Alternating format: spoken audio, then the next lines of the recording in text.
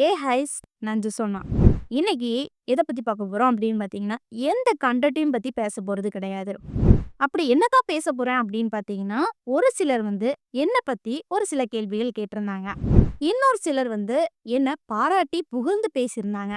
இன்னொரு சிலர் நம்ம போடுற வீடியோஸ்க்கு அவங்களுடைய கருத்த சொல்லியிருந்தாங்க. இதெல்லாம் நம்ம சேர்த்து வச்சு இன்னைக்கு இத பதில் சொல்லப் போறோம். அப்படி என்ன பதிலு, என்ன கொஸ்டின்ஸ் எல்லாமே தான் இந்த வீடியோல பார்க்க போறோம். இந்த வீடியோக்குள்ள போறதுக்கு முன்னாடி இந்த வீடியோ பத்தின கருத்து ஏதாவது உங்களுக்கு இருந்துச்சுன்னா கமெண்ட்ல தெரிவிங்க. ஏன்னா உங்களுடைய கமெண்ட்ட பார்த்துட்டு நாங்க நெக்ஸ்ட் வீடியோ பெஸ்ட்டா எடுக்கிறதுக்கு யூஸ்ஃபுல்லா இருக்கும். வாங்க வீடியோக்குள்ள போய் பார்த்து தெரிஞ்சுக்கலாம்.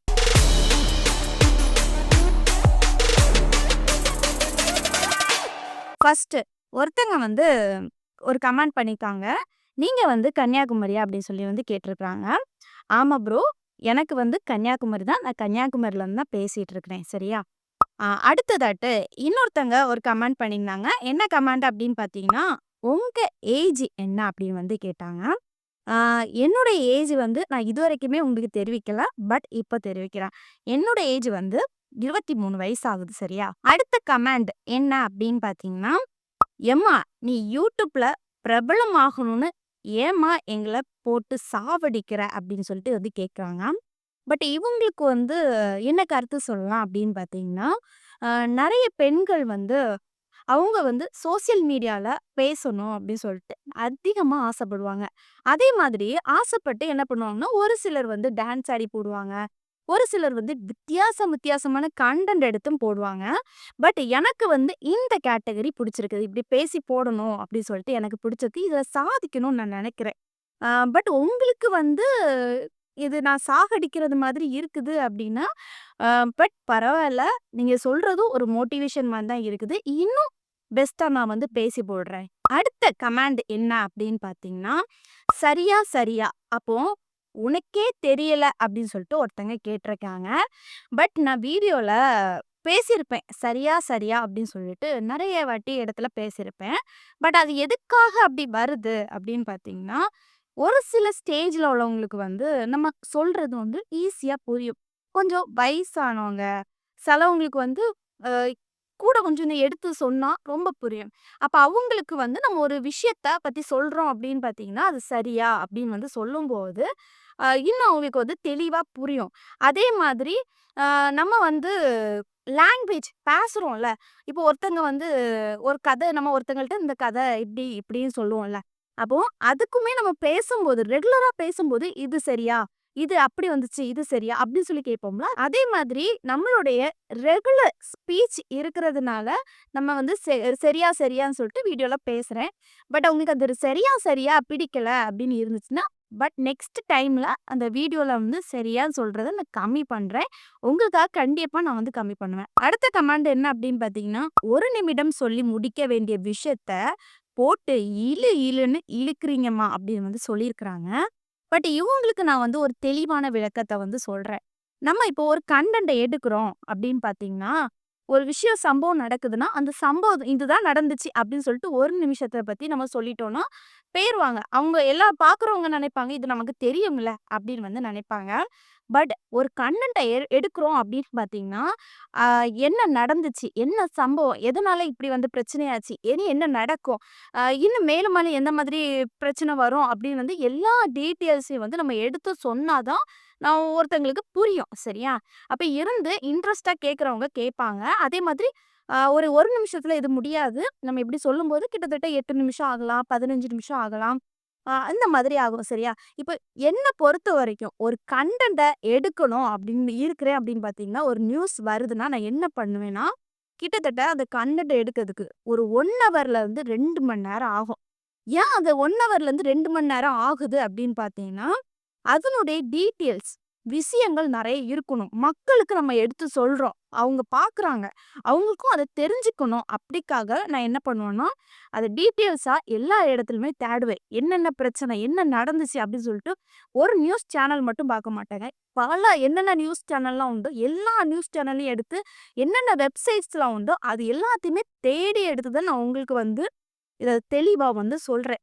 இப்போ இந்த மாதிரி நீங்க சொன்னது ஓகே தான். நான் 1 நிமிஷத்துல சொல்லி முடிக்க முடியாது ப்ரோ. கண்டிப்பா நம்ம டீட்டெயில்ஸ் வந்து எல்லாத்துக்குமே தெரியணும்காக தான் நம்ம வந்து இப்படி சொல்றோம். சரியா? சரி. அடுத்ததாட்டு ஒருத்தங்க கமெண்ட் பண்ணியிருக்காங்க. "புடவை, சுடிதார் இது என்ன பனியன்? தமிழ் பெண்ணா நீங்க?" அப்படின்னு சொல்லி வந்து கேட்டிருக்காங்க. ஆ இவங்களுக்கு வந்து சொல்ல வேண்டிய விஷயம் என்ன அப்படின்னு பார்த்தீங்கன்னா, நம்ம சேனல்ல நெறைய வீடியோ போட்டிருக்கோம். அதில வந்து நான் வந்து சுடிதார் போட்டிருப்பேன், புடவை உடுத்திருப்பேன், பனியன் போட்டிருப்பேன். சரியா? எல்லாமே நம்ம வந்து தொடர்ந்து யூஸ் பண்ணிட்டு தான் இருக்கிறோம். பட் இந்த ஒரு நபர் வந்து நம்ம பனியன் போட்ட வீடியோ மட்டும் தான் பார்த்துருப்பாங்க போல. பட் உங்களுக்கு நான் என்ன சொல்றேன் அப்படின்னு பார்த்தீங்கன்னா, கண்டிப்பா நான் இந்த நம்ம சேனல்ல சாரி உடுத்துட்டு பேசியிருப்பேன். சுடிதார் உடுத்துட்டு பேசியிருப்பேன். அத நீங்க இன்னும் பார்க்கல. பட் நீங்க பார்த்தீங்கன்னா, கண்டிப்பா பாருங்க. ஒரு தமிழ் பெண்ணா நான் கண்டிப்பா இதில பேசியிருப்பேன் அப்படின்னு தான் நான் உங்களுக்கு சொல்லணும். அடுத்ததா ஒரு ப்ரோ எனக்கு கமெண்ட் பண்ணியிருந்தாங்க. "அழகா இருக்கீங்க தோழி. ஹீரோயினா நடிங்க" அப்படின்னு. பட் அந்த ப்ரோ சொன்னது வந்து எனக்கு ஹேப்பியா இருந்துச்சு. பட் எனக்கு ஒரு கியூட்டா நான் ஃபீல் பண்றேன். Thanks bro. அடுத்ததாட்டு ஒரு ப்ரோ எனக்கு வந்து கமெண்ட் பண்ணியிருக்காங்க. "நைஸ் வாய்ஸ்" அப்படின்னு வந்து சொல்லியிருக்காங்க. இந்த ப்ரோ வந்து கண்டிப்பா நீங்க தொடர்ந்து வீடியோ பார்த்துட்டு இருக்கீங்கன்னு நெனைக்கிறேன். பட் என்னுடைய வாய்ஸ் கியூட்டா இருக்குதுன்னு சொன்னது வந்து எனக்கு ரொம்ப ஹேப்பியா இருக்குது. Thanks bro. ஒருத்தங்க ஒரு கமெண்ட் பண்ணியிருக்காங்க. "சிஸ்டர் நான் உங்கள ஏஐ நெனச்சேன். பட் நீங்க ஒரிஜினல்" அப்படின்னு வந்து சொல்லியிருக்காங்க. பட் இவங்களுக்கு நான் என்ன விளக்கம் சொல்லணும் அப்படின்னு பார்த்தீங்கன்னா, இப்ப நம்ம ஒரு கன்டென்ட்ட எடுக்கிறோம் அப்படின்னு பார்த்தீங்கன்னா, அந்த கன்டென்ட்ட பத்தி பேசணும். இப்போ நம்ம எடுக்கிற கன்டென்ட் மோஸ்ட்லி வந்து ஒரு சீரியஸான விஷயங்கள் மட்டும் தான் எடுக்கிறோம். சரியா? அப்ப அதுக்குள்ள ஃபேஸ் ரியாக்ஷன் எல்லாம் வச்சு தான் பேசணும். அதுல நம்ம ஜாலி பண்ணிட்டோ, காமெடி பண்ணிட்டோ நம்ம பேச மாட்டோம். அப்படி பேசுறதா இருந்தா, அந்த வீடியோ பார்க்குறவங்க என்ன நினைப்பாங்க? இப்படி ஒரு பெரிய விஷயம் நடந்திருக்குது. அதுக்கு சீரியஸா பேசணும் இந்த பொண்ணு. அதுல ஜாலி பண்ணிட்டு, காமெடி பண்ணிட்டு பேசுது. அப்படின்னு தான நம்ம பேசுவாங்க. அதனால தான் நம்ம வந்து ஒரு கன்டென்ட் எடுக்கிறது வந்து சீரியஸா பேசிட்டு இருக்கோம். இதுவரைக்குமே எந்த ஒரு ஃபன் கன்டென்ட் எடுத்ததே கிடையாது. அப்படி உங்களுக்கு அது பேசுறதுனால உங்களுக்கு ஏஐ மாதிரி உங்களுக்கு கிரியேட் ஆகுது. பட் இன்னும் நான் வந்து ஏஐ மாதிரி தான் பேசிக்கிட்டு இருக்கேன் அப்படின்னு பார்த்தீங்கன்னா, அத நான் கண்டிப்பா மாத்துவேன். இன்னும் மேலும் மேலும் என்னுடைய ரியாக்ஷன் வந்து கண்டிப்பா மாறிக்கிட்டே இருக்கும். உங்களுடைய சப்போர்ட்ட நீங்க எப்பவுமே சப்போர்ட் பண்ணிக்கிட்டே இருங்க. அடுத்ததாட்டு ஒரு கமெண்ட் வந்திருக்குது. என்ன கமெண்ட் அப்படின்னு பார்த்தீங்கன்னா, நான் வந்து அதிகமா தளபதி விஜய் அண்ணாவ பத்தி அதிகமா பேசியிருப்பேன். அந்த வீடியோஸ்ல நான் வந்து மோஸ்ட்லி விஜய் அண்ணா தான் கூப்ட்டுருப்பேன். அது சார்ந்து ஒருத்தங்க கமெண்ட் பண்ணியிருக்காங்க.